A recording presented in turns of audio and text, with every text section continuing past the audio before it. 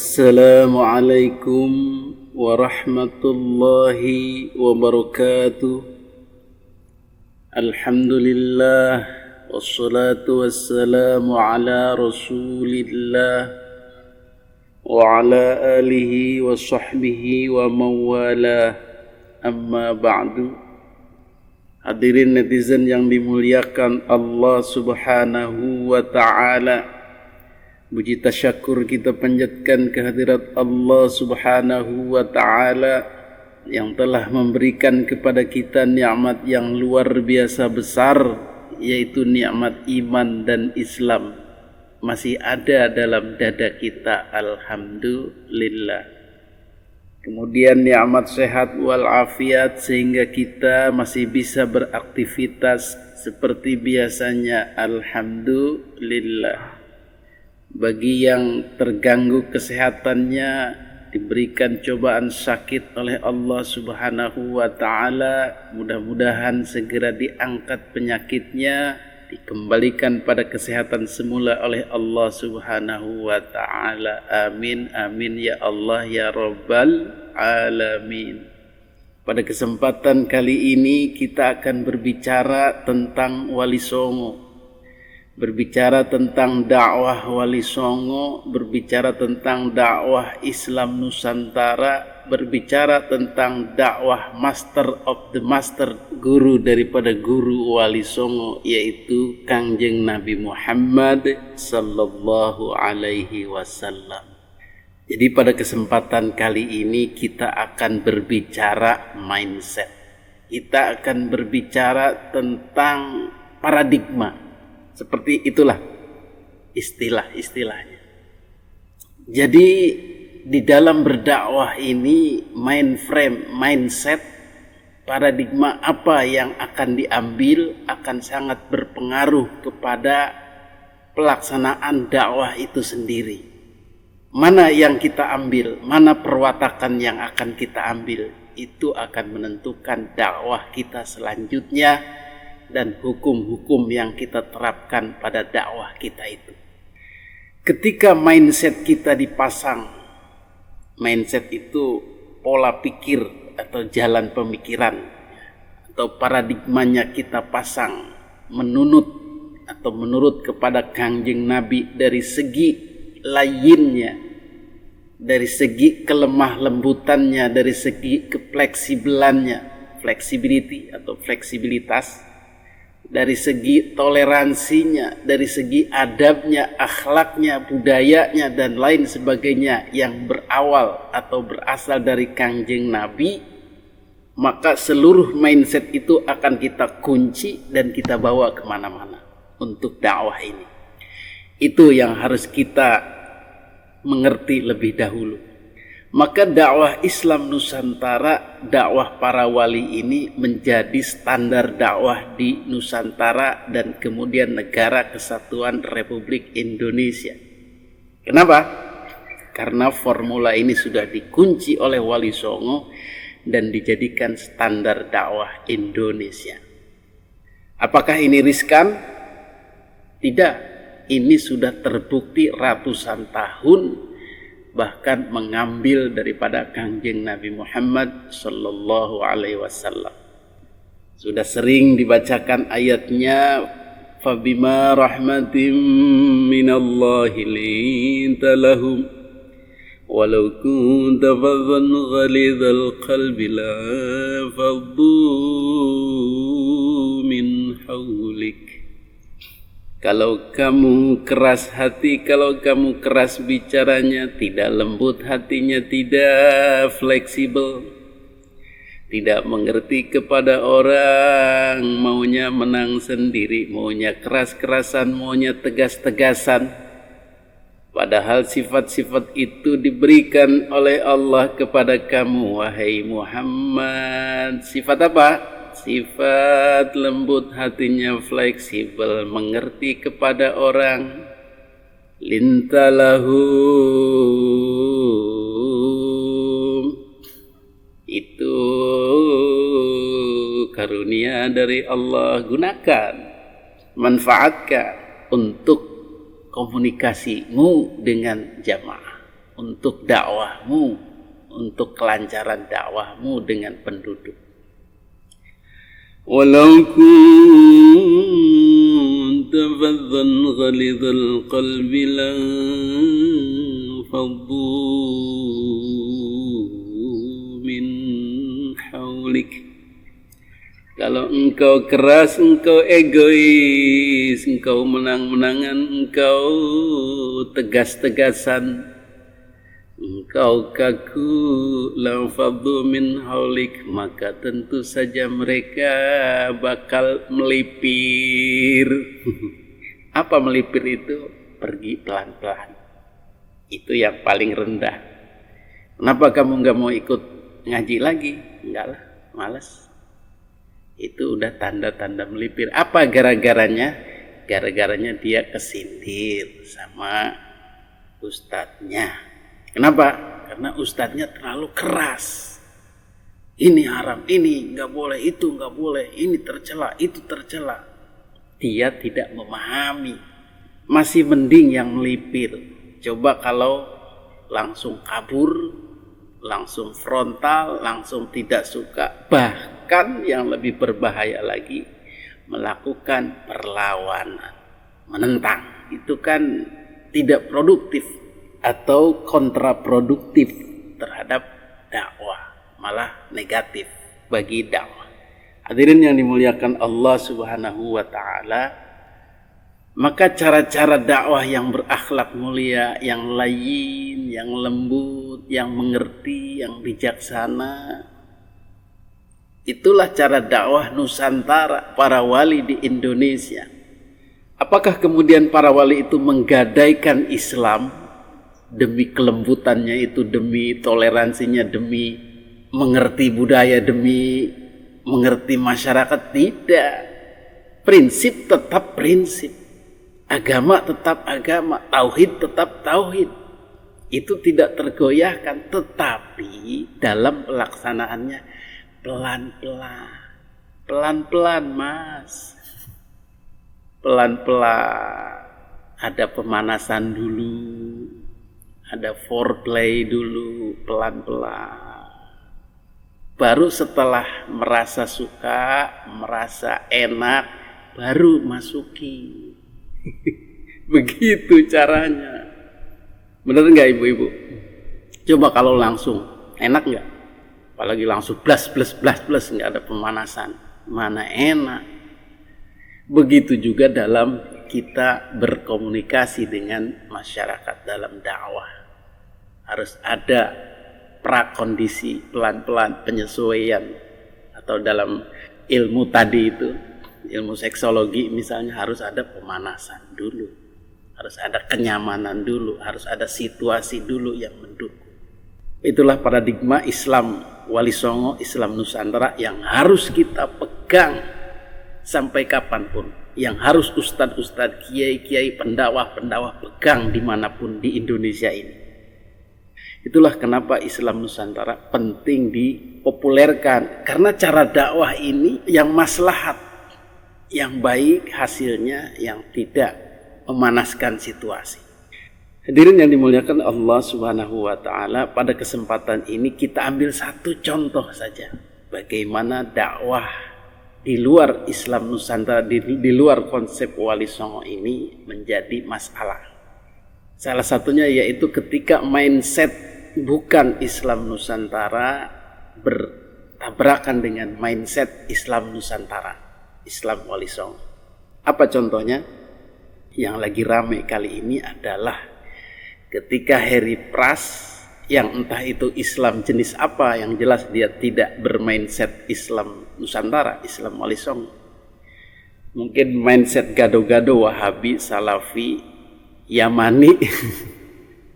Ada lagi Yamani, jadi konsep Islam dari Yaman, karena dia mengambil pendapat dari Habib Taufik, maka kita sebut Yamani.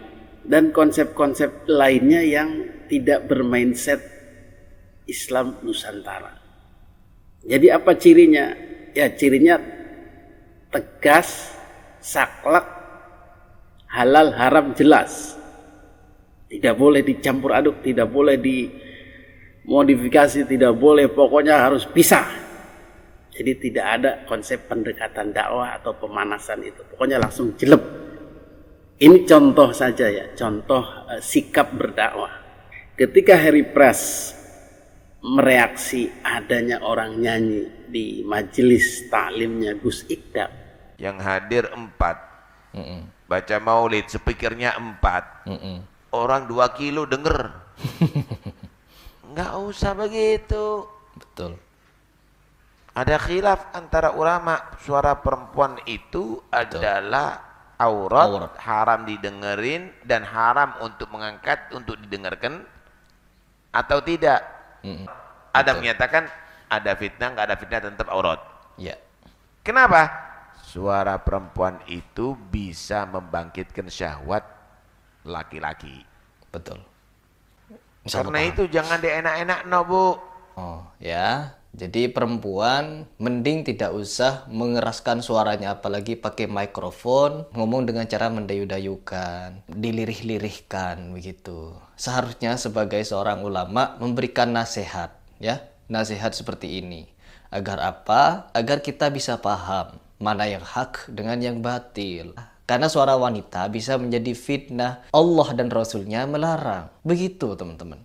Kalau hanya dalihnya hiburan atau ingin mengajak mereka untuk taubat, ya sudah, undang, suruh datang biduan-biduan perempuan itu untuk menyimak pengajian. Lalu yang nyanyi laki-laki agar tidak menjadi fitnah. Dan kita tidak melanggar larangan Allah dan Rasulnya. Begitu. Bukan di sini saya merasa sok cerdas menasehati Mas Ikdam. Tetapi di sini saya mengutip pendapat para ulama. Gimana sih hukumnya wanita nyanyi-nyanyi itu?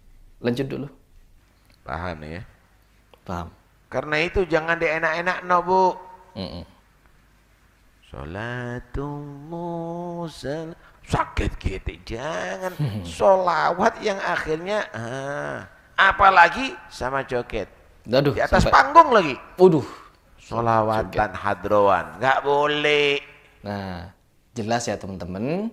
Apalagi sambil joget, sholawatan, suaranya dienak-enakan, didengar jemaah laki-laki di atas panggung lagi. Ini yang ngomong siapa? Bukan saya. Meskipun itu yang dibawakan sholawat, tidak boleh. Beliau melarang. Oke, coba kita selesaikan menyimak nasihat dari Habib Taufik. Nggak boleh begitu. Apalagi diketahui bentuk tubuhnya.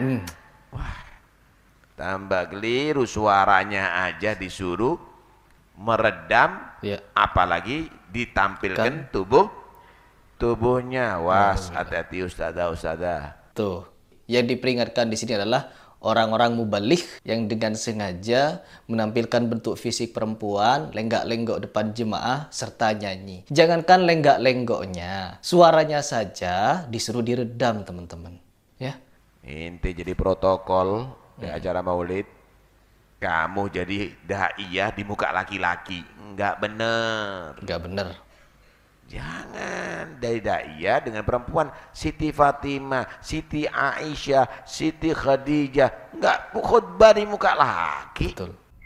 Maka itu serta-merta dicap, wah ini haram, perempuan nyanyi haram, perempuan nyanyi depan laki haram, perempuan mengeluarkan suara haram. Haram, nggak boleh, ini majelis maksiat. Itu pandangan atau cara dakwah Wahabi, Salafi, atau Yamani. Sebagaimana Habib Taufik kemudian langsung mencap, itu kan ada nyanyi-nyanyi, itu kan ada suara perempuan, itu aurat. Tidak boleh itu diperdengarkan, laki-laki mendengarnya, karena akan timbul syahwat. Masya Allah. Masya Allah, saya dari kecil, dari sebelum balik hingga balik sekarang ini, itu dengarkan sholawatan ibu-ibu menjelang pengajian itu sudah puluhan tahun. Ibu-ibu sekalian, hari ini pengajian, janganlah kita tinggalkan, sebab ini kewajiban. Kaya miskin tak peduli, supaya kita sadari bakal mati. Kita harus pada cinta ke guru pelita kita. Walau kita banyak harta, wajib ngaji jangan lupa. Terdengar di toa 1-2 orang ibu-ibu dengan suaranya yang merdu, ada yang cempreng, ada yang pas-pasan, diselingi gelak tawa. Itu kalau tinjauan Wahabi itu haram. Apa-apaan ini perempuan nyanyi-nyanyi di toa lagi sekampung denger, syahwat itu yang dengernya. Apa syahwat itu? Terangsang. Jadi kalau ada ibu-ibu sholawatan di toa, itu warga terangsang. Pikiran kotornya muncul, pikiran seksnya muncul, membayangkan si ibu itu cantik dan di dalam kamar dia buka bajunya, kemudian dia ciumi dan seterusnya. Itu syahwat namanya. Apakah ada yang seperti itu di kampung? Setahu saya pengalaman pribadi tidak ada. Tidak ada urusannya dengan syahwat rangsang itu. Ya biasa-biasa saja.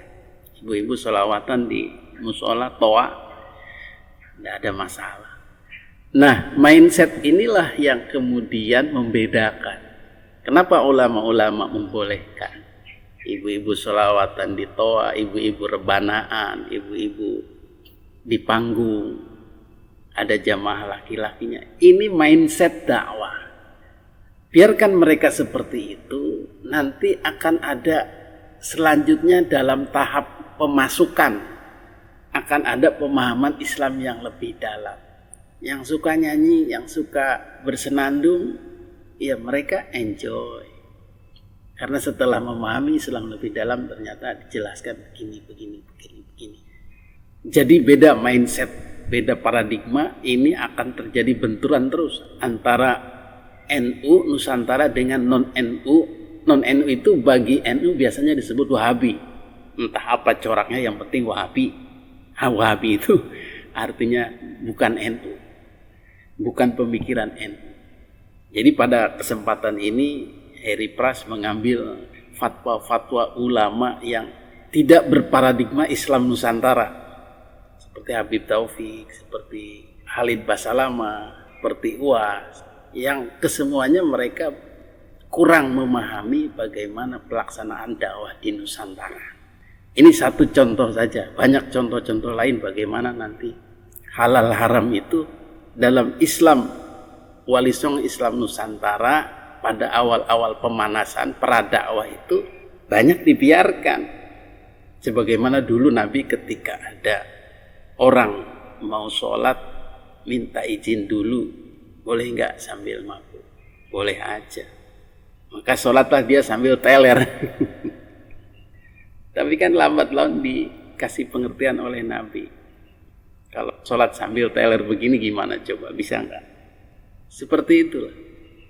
Jadi ketika satu frame atau adegan diambil, di screenshot, kemudian dijadikan contoh, wah ini nggak benar, ini dakwah seperti ini. Padahal itu dalam rangkaian dakwah pemanasan misalnya, dakwah dakwah selanjutnya, maka itu akan dijadikan fitnah oleh mereka. Wah nggak benar nih dakwahnya, masa musikan di majelis taklim, masa nyanyi-nyanyi di majelis taklim, masa ada orang nggak pakai kerudung di majelis taklim, itu kan haram.